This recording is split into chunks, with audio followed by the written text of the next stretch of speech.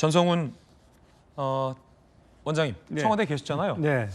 대통령이 지금 이번 입장은 앞서 5일 전에 했던 기자회견과 완전히 180도 달라진 거고요. 그때는 국민들께 사과를 하고 2차 기업은 없다. 그리고 임기와 국정운영 방안을 당에 일임한다라고 했습니다만 네. 당 대표에게 일임한다는 얘기는 없었어요. 지금 생각해 보면. 그러면 지금 만약에 지금 권성동 원내대표가 원내를 이끄는 원내 대표로 선출된다면 대통령과 친윤 원내대표가 입장을 달리할 수도 있고요. 탄핵이 토요일에 만약에 된다면 대통령의 직무는 정지되겠지만 혹 탄핵이 부결된다면 대통령은 강한 대통령의 권한을 행사할 가능성도 상당히 커질 것 같아요. 오늘 대화를 보면. 담화를 보면 어떻게 보십니까? 그 토요일 날 탄핵이 부결되게 되면은 그 부결되는 사실 자체가 그 현 대통령의 입장을 정당화해 주는 결과가 되기 때문에 그렇게 해석을 하지 않겠습니까? 네네. 그러면은 용산 대통령실이나 또 이 국민의힘 친윤계 이쪽에서는 상당히 이 오늘 대통령이 발표한 이 문건을 토대로 해서 상당히 큰 드라이브를 걸겠죠. 그러면은 이미 여당 내가 저렇게 쪼개져 있는 상황이기 때문에 국가만 혼란한 게 아니고 이 전국을 지혜롭게 헤쳐나가야 할 당 자체가 지금 깨지는 상황이 되기 때문에 국가적인 리스크가 더 커지고 국민의 우려와 혼란은 더 커지는 상황이 될 것 같아서 여러모로 좀 우려가 됩니다. 그 많은 분들 지금 안보도 많이 걱정하고 계세요. 걱정하고 계신데 사실 안보 전선은 이제 제가 보기에는 지금으로서는 큰 영향은 없을 것 같습니다. 엊그제 미국의 인도태평양 사령관이 공개적으로 얘기를 한 것이 지금 현재 한국의 불안정은 정치적 불안정이지 군사 안보적 차원에서는 전혀 불안정하지 않고 평소와 다름없다. 다만 북한이 오판을 해서 뭔가 좀 잘못된 행동을 할 가능성을 우려해서 평소보다 좀 감시 태세를 좀 강화하고 있다 이렇게 얘기를 했습니다. 그리고 최근에 미국의 정찰 자산 통신 정보 수집하는 정찰 자산이 계속 우리 주변을 오고 가고 있어요. 그래서 이제 안보적 차원에서는 우리 국민들이 이제 걱정하실 거는 없고, 하지만 이 정치적 상황이 이렇게 꼬여드는 것 자체가 더 크게 좀 우리한테 좀 문제가 제기되고 숙제가 제기되는 것 같아서 국민의 한 상황을 보면서 이 현 상황을 보는 마음이 상당히 좀 무겁습니다. 자, 잠시 후에 그 원내대표 선출직 전해드리고요. 그러고 보니까 어제였던가요? 친윤계 윤상현 의원이 박성재 법무부 장관에게 현안 질문을 했었던 내용이 지금 들어보니 대통령의 조금 전 담화 내용과 결을 같이 합니다. 혹시 들어볼 수 있을까요? 네, 들어보시죠. 내란죄가 구성되기 위해서는 첫째, 국토 참전이 있어야 되고 어떻게 생각하십니까? 이번에는 그 상황은 아니라고 생각합니다. 김대중 대통령 아시다시피 2000년도 6.25 여기서도 무슨 소리인지 잘 안 들립니다. 좀 4억 5천만 들어봅시다. 달러의 돈을 북한에 송금했습니다. 이거를 처벌하지 않았습니다. 이유가 뭡니까?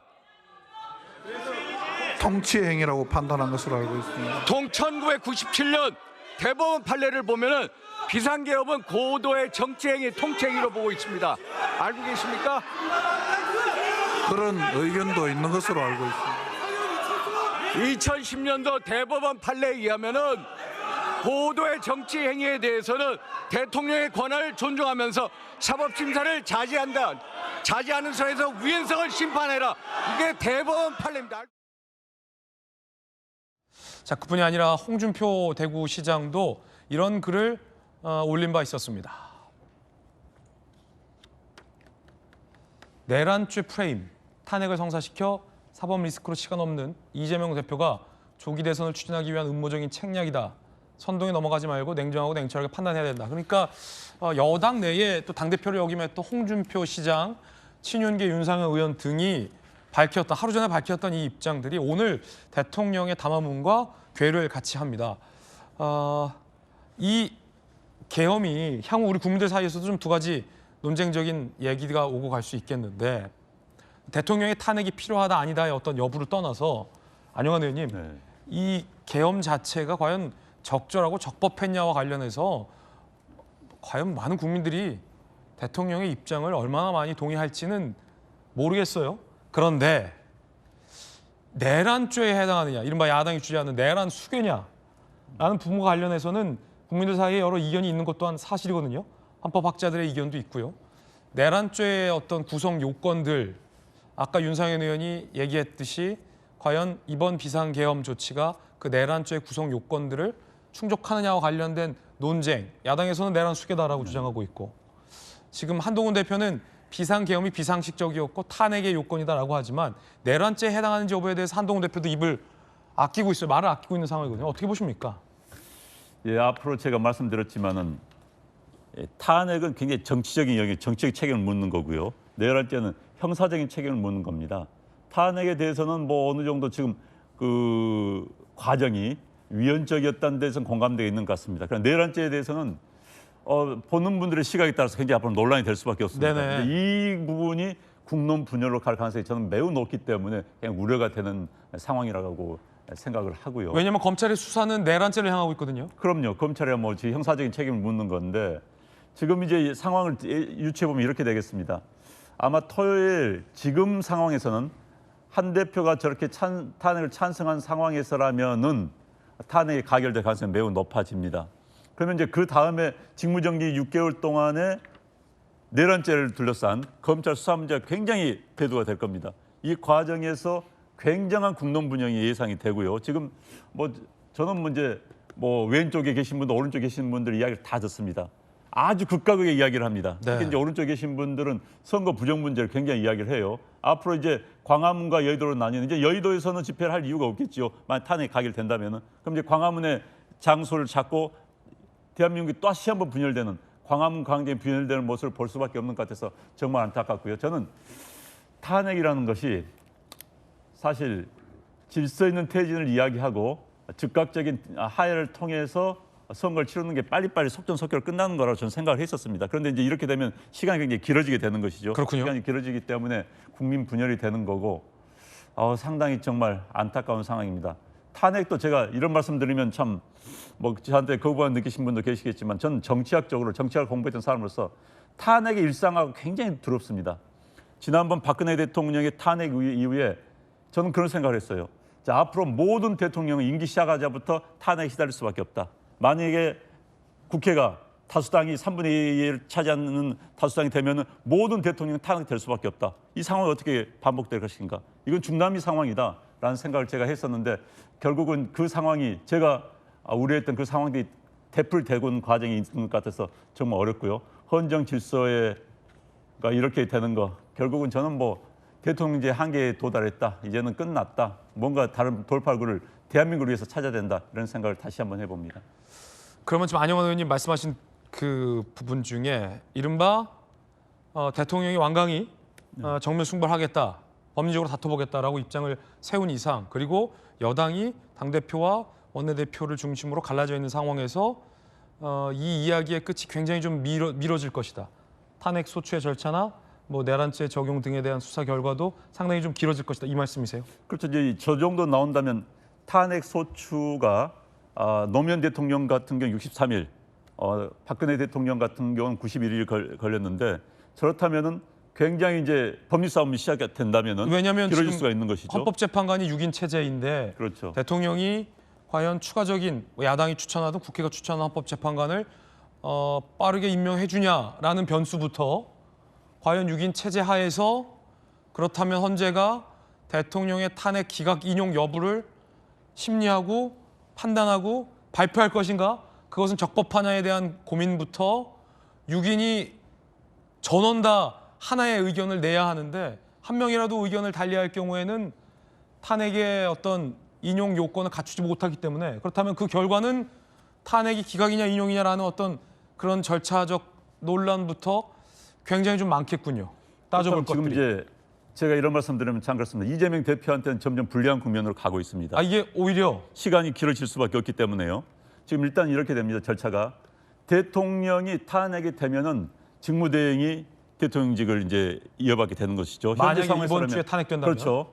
만약 탄핵이 안 된다면 대통령이 헌법재판관을 뭐 굳이 임명하면 상관이 없는 것이죠. 또 탄핵을 이제 민주당 계속 하겠지만 탄핵이 안 된다면은 뭐 현재는 상관이 없는 조직이 되는 겁니다. 탄핵을 한더라도 한덕수 권한대행이 대통령의 의사를 들어서 헌법재판관 그 임명 여부를 결정하지 않겠습니까? 그렇죠.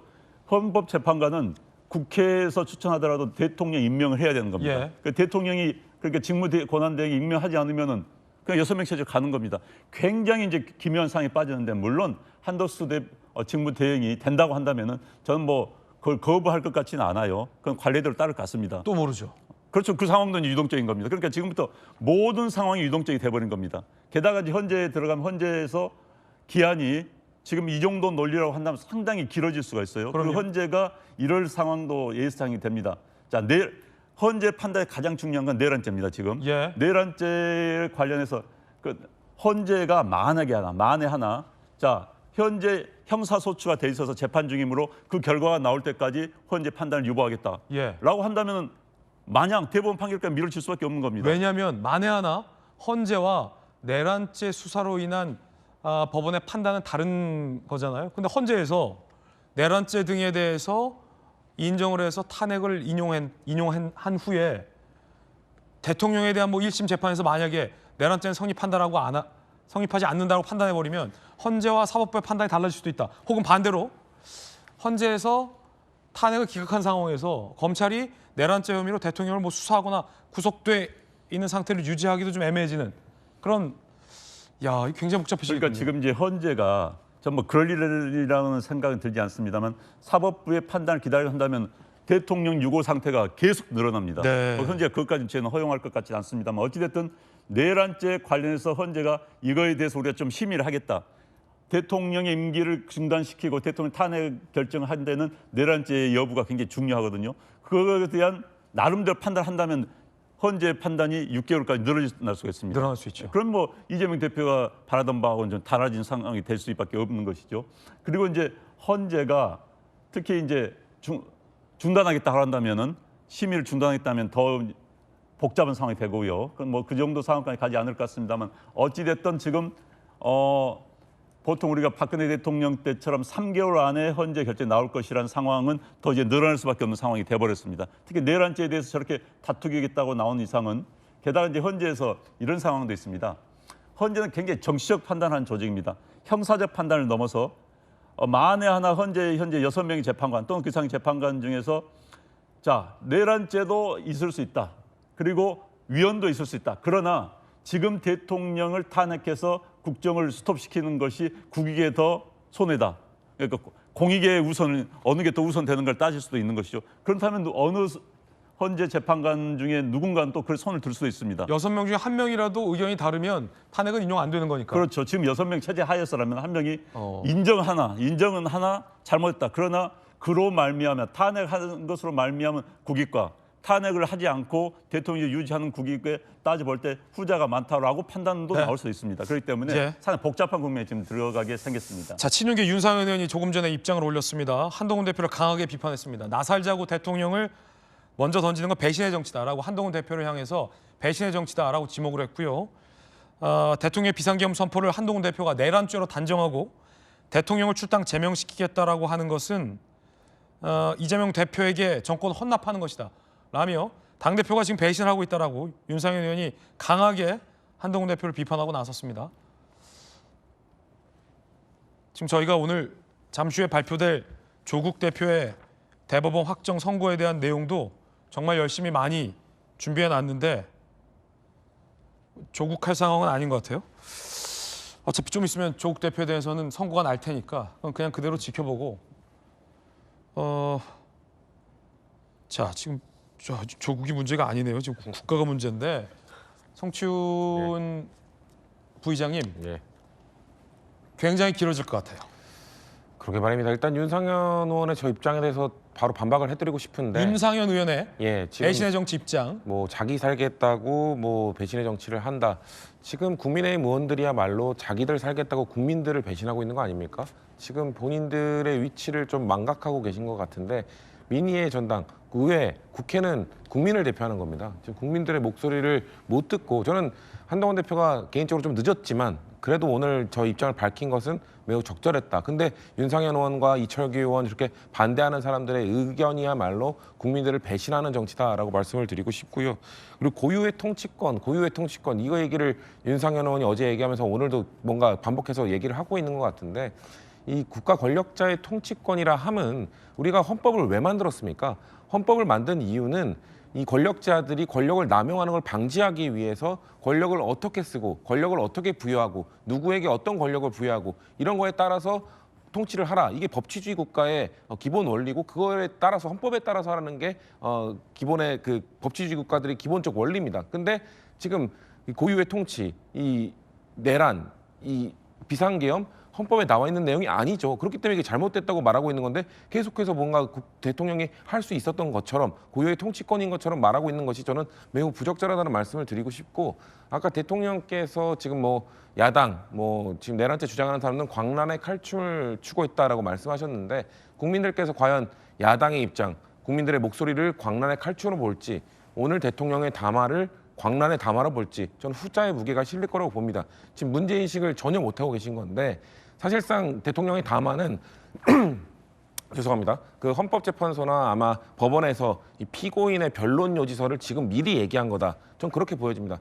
지금 사실상 본인이 국민들에게 그 보수의 결집을 위해서 재판장에서 할 이야기, 헌법재판소에 가서 할 이야기를 미리 변론 요지서를 아마 많은 법조인들과 얘기해서 미리 국민들에게 지금 얘기한 걸로 보여지는데 그것을 납득할 국민들 전 전혀 없을 것이라고 말하고 싶고요.